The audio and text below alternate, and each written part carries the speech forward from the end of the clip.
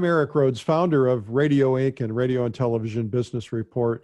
And I want to share with you an opportunity to share this with your clients. Today, we have the world's most important marketing consultant, gets $100,000 a day, even to this day.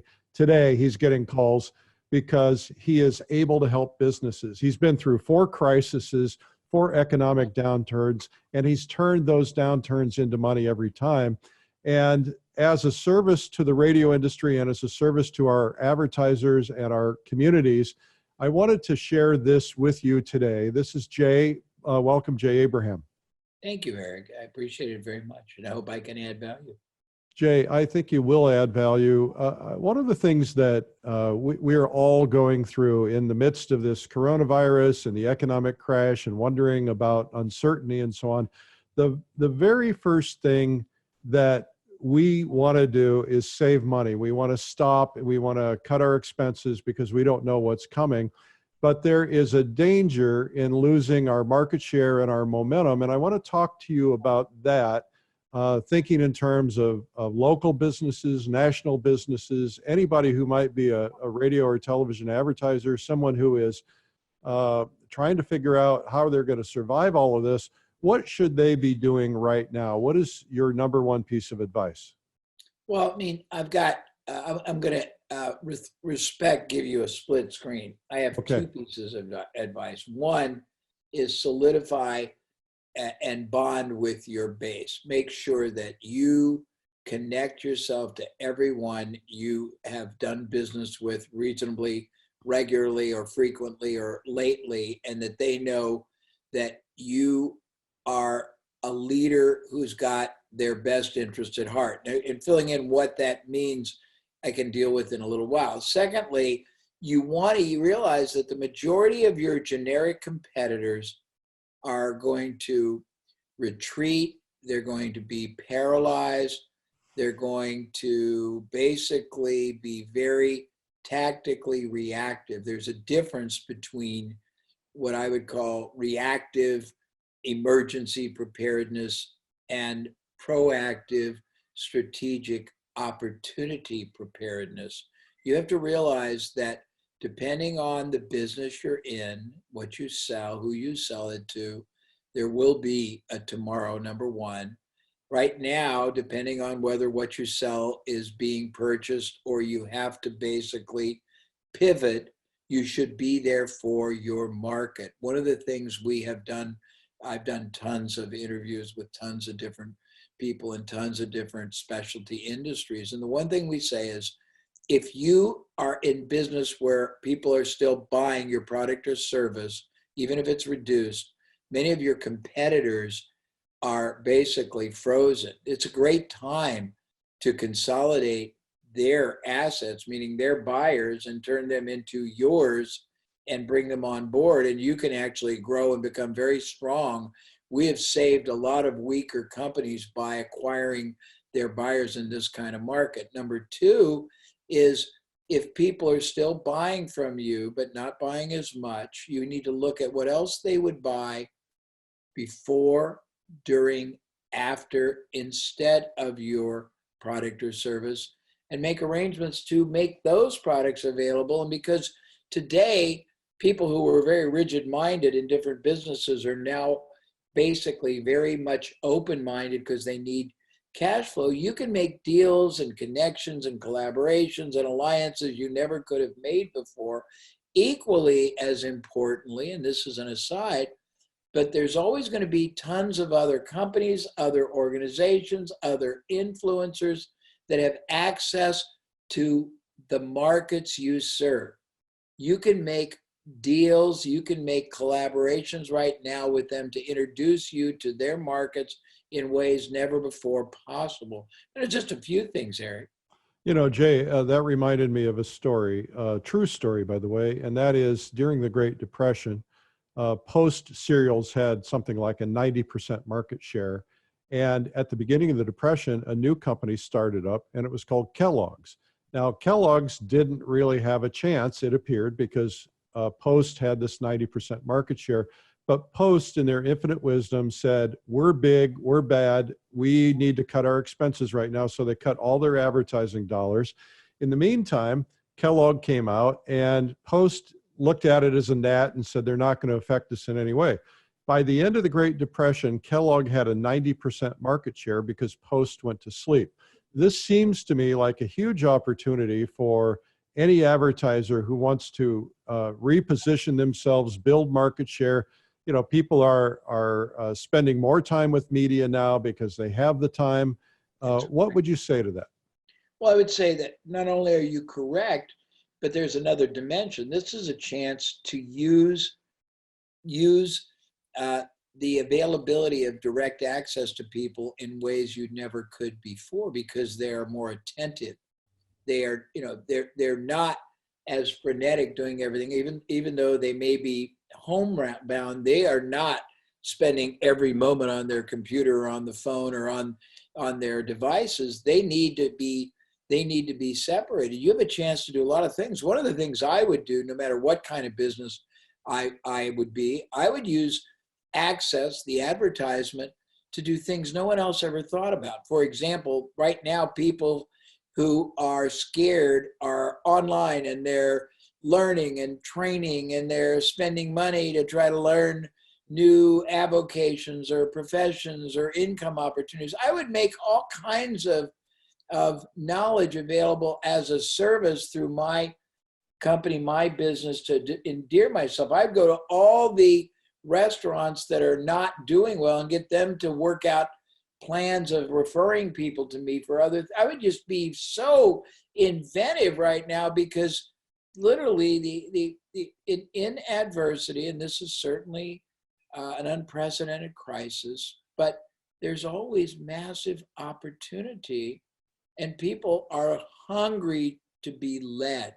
Every human being right now is silently begging to be led by somebody who has enough certainty, maybe not certainty of exactly what to do, but certainty in the fact that here are steps to take that will take you to a better place no matter what happens in your job, what happens in your business. And I think, again, there's 3 or 4 scenarios. You're in a business that is selling something people are still buying, maybe not as much.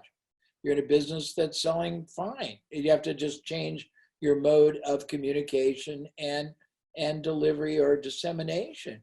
You're in a business that they're not. You have to find other ways to monetize. Stopping is not going to really help, because if no revenue comes in, that starting it up again, not only is it going to be difficult for many, it's going to be near impossible, because the momentum of stopping and starting again is so arduous, so onerous, that I think people just need to use their inventiveness to use access to the market in more strategic ways than ever before.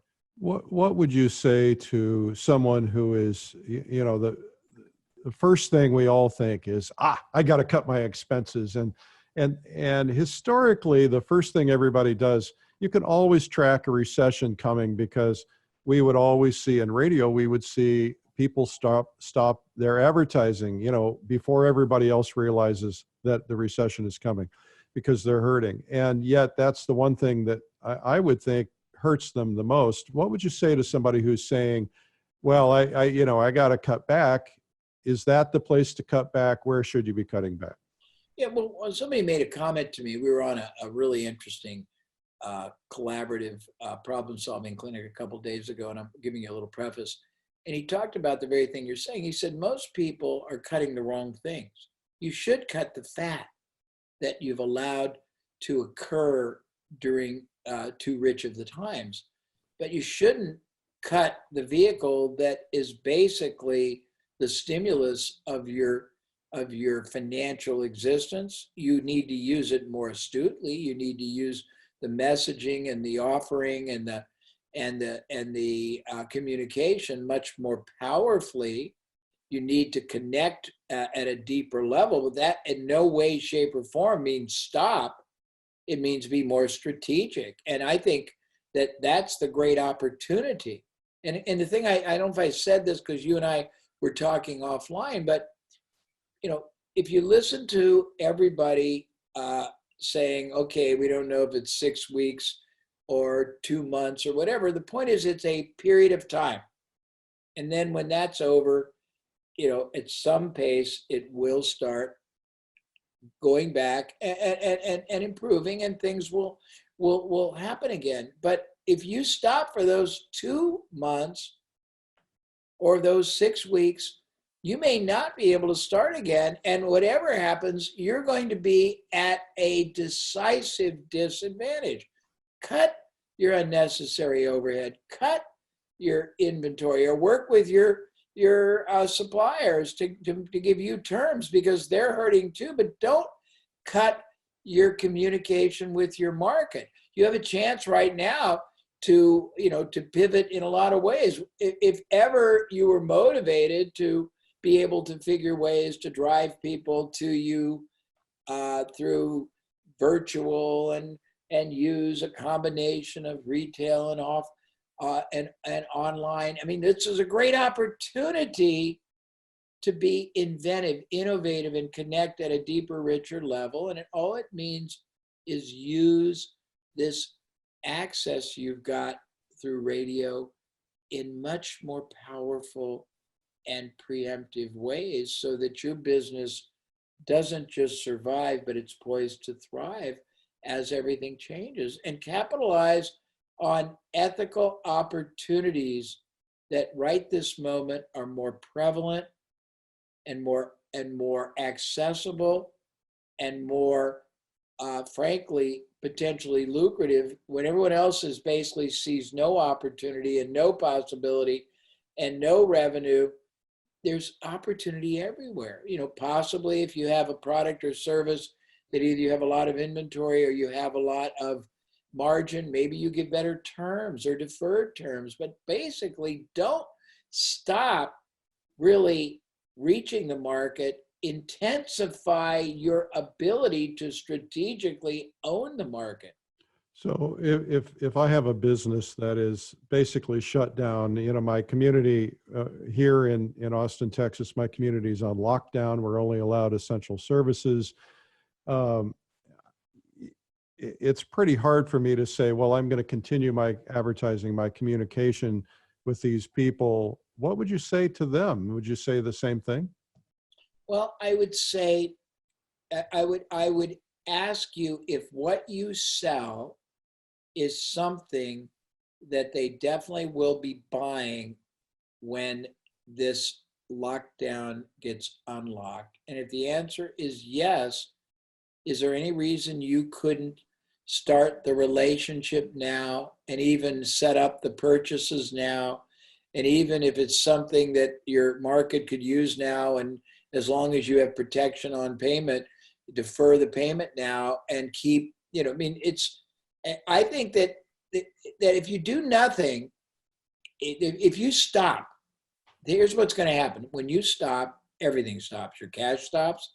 Your pipeline stops. This concept of a pipeline is what everyone is forgetting, Eric. If your pipeline empties before you'll ever monetize again, it has to be filled. That requires cash that will not come back for months and months afterwards.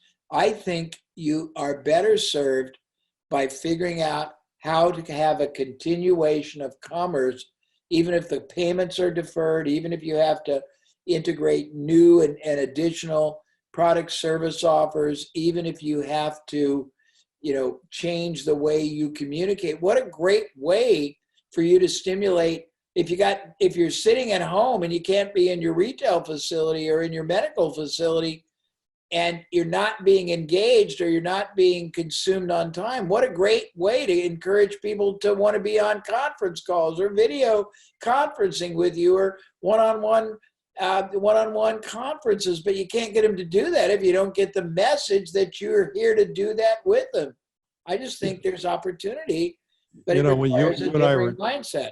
You and I were talking offline about a business. In this particular case, it was an art gallery, but there was a business that I knew back in the recession of 2008 that started up. He waited for the recession, knowing it would someday come, and it started up in 2008. And many years later, I sat down and had a conversation with the guy, and I said, why would you do that? Why did you start knowing it's recession? He said, well, I used to be a business consultant with one of the big McKinsey or somebody like that. And he said, I know that businesses are built, that recessions are kingmakers. And that he said, I knew the noise would be reduced. All the competitors stopped or slowed their advertising. He said, and I knew if they stopped or slowed their advertising, they'd go out of business because all of a sudden they didn't have any money in their pipeline. He said, so I went out there, I dumped a bunch of money into advertising. I built market share. He said, because I didn't have all the noise around me, I stood out in my advertising. And he said, we became the number one or number two gallery in America as a result of that. And the same thing really is true for somebody who's maybe even been an underdog. Maybe the leader is saying, well, I'm big, everything's going to be fine. But if you're out of sight, you're out of mind. You get out there, you stay present, you get yourself out there, and then you're going to build your brand. When they're going to hear you, they're going to hear your message more attentively because they have more time to listen. They're not rushing around. They're not in a hurry. Agreed. And, Is that right? and yeah, absolutely. Well stated. Also, I mean, and I don't want to compromise the structure of all your stations' financial models, but even helping people maybe increase their marketing or their advertising and give them some better terms, or let them build some of the cost on the months that'll come. But I think that this is the greatest chance for collaboration between stations that can help their current and additional advertisers capitalize ethically, but very, very significantly, on the fact that the market is more attentive right now to hearing, really impactful messaging. This requires you to be strategic. And again, you have the chance to do so many things you would not be able to do in a typical frenetic environment when people are just jumping mentally here, and are totally disengaged in almost everything and are basically, in the ozone constantly. This is a window of access opportunity that only is diminished by your lack of knowing how to really capitalize on it. Honest to goodness, Eric. Jay, any final thoughts for everybody listening? Yeah. I mean, literally, well, first of all, historically, there have been 47 economic crises in the history of this country. Nothing is unprecedented like this, but 47. And guess what? As of 5 weeks ago, our economy bounced back and was vibrant. I think you've got to believe that what you're doing now, or if you have to pivot, what you will be doing will be viable, and you have the chance in this kind of a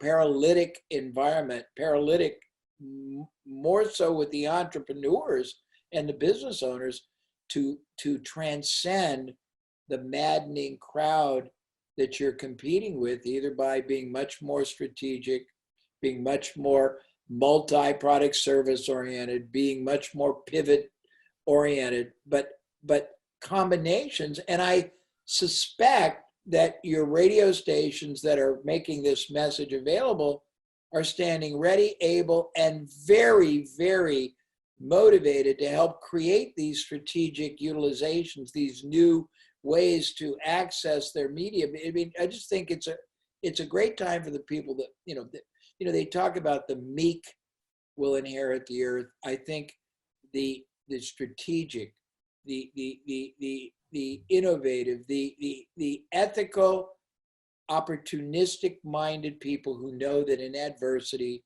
there's always opportunity, and that opportunity is not taking advantage. It is additive as far as value and contribution to others. You just have to be very clear on how to do it better, different, and much more powerfully. That's all.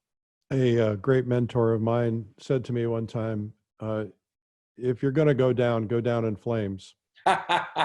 And he said, you know, because this was from a recession a long time ago, maybe 2 recessions ago, and I was struggling and I wasn't sure what to do with my business. And he said, look, double down on the things that matter, the things that are going to bring you business. He said, cut the fat everywhere else. He said, but on the other side of it, you'll come out more profitable. You'll be stronger. People will be aware of you. And even though they may not have bought during that period, because you invested in making them aware of you, they will buy much bigger when you get on the other side of this. And he said, yeah, you might go down, but he said, you might go down anyway. And if you are not making people aware of yourself, you're going to go down much faster. It'd be very hard to turn it around if you let it stop. It really Yeah. will. Okay. Thank you. Thank you.